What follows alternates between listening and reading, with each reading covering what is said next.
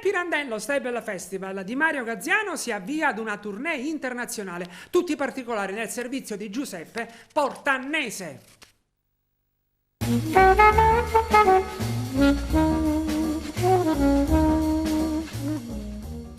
Pirandello nel mondo.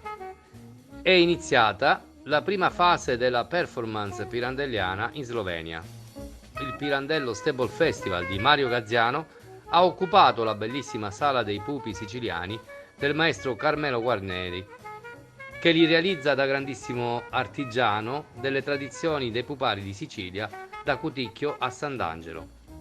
Qui, in questa suggestiva ed emozionante sala, hanno preso composizione scenica le parole di Pirandello e i canti pirandelliani.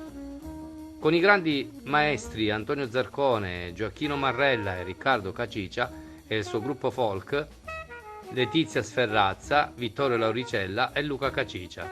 Parole di Pirandello recitate in prova anteprima da Maria Grazia Castellana col monologo dall'altro figlio, e poi Giuseppe Gramaglia nel monologo del padre dai 6 personaggi.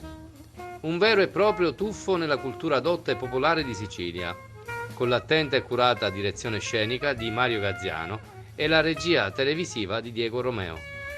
Una presenza internazionale della cultura pirandelliana su invito del Consolato Generale in Capodistria, Slovenia, e dell'Istituto Italiano di Cultura di Lubiana.